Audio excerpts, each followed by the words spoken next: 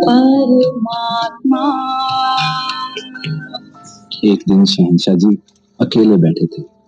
तभी अवसर पाकर शास्त्री जी ने एक महापुरुषों के लिए आशीर्वाद मांगा जो कि कई दिन से बीमार चल रहे थे, और कहा कि कुछ महात्मा उनका हाल पूछने जा रहे हैं, यदि आज्ञा हो तो वह भी दर्शन कराएं। यह सुनकर शहंशाह जी ने चेतन करते हुए कहा, जरूर जाओ, पर याद रखो कि संत जन समर्थ होते हैं। वे बीमारी को दूर करना चाहें तो कर सकते हैं, परंतु वे दूर नहीं करते, बल्कि इसके विपरीत वे बीमारी को पका देते हैं।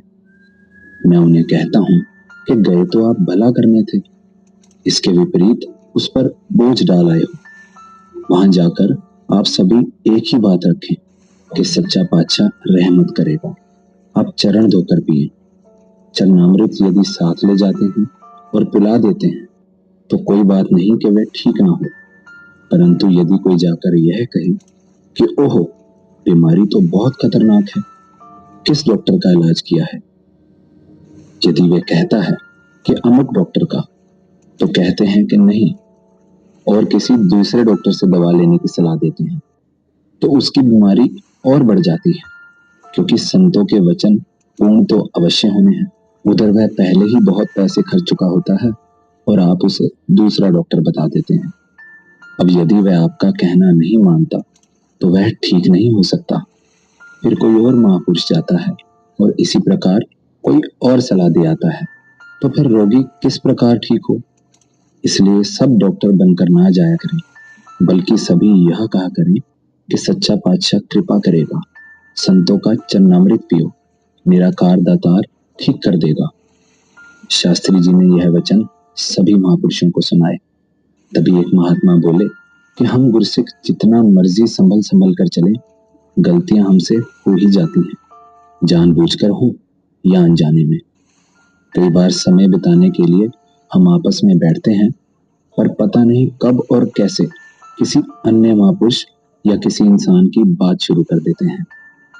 एक बार कोई महात्मा प्रवचनों में कह रहे थे कि कभी किसी संत की ओर उंगली नहीं करनी चाहिए। यदि एक उंगली किसी की ओर करो तो 4 उंगलियां हमारी अपनी ओर आ जाती हैं। इसी प्रकार यदि हम किसी संत पर उंगली करें तो ये सब दोष हमारी ओर आ जाते हैं।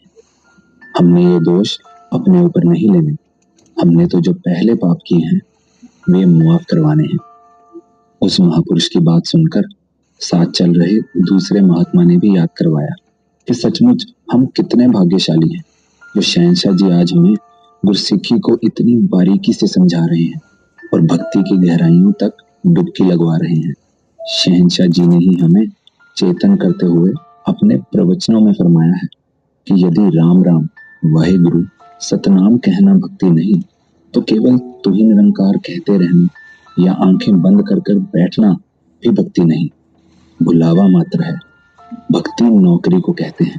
जो संत जन सेवा करते हैं, संत जनों की कृपा दृष्टि ग्रहण करते हैं, वही भक्ति है। इस भक्ति के लिए कोई समय निश्चित नहीं, परंतु यह करनी पल पल है। श्वास श्वास इस अंग संग बसते निरंकार को हृदय में बसाना है।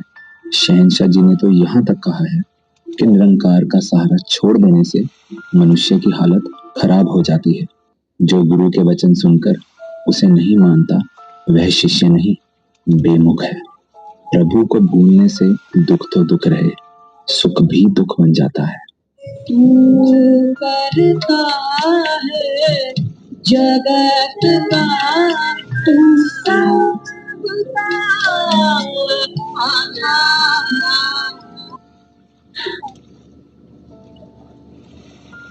प्यारी साध संगत जी, प्यार से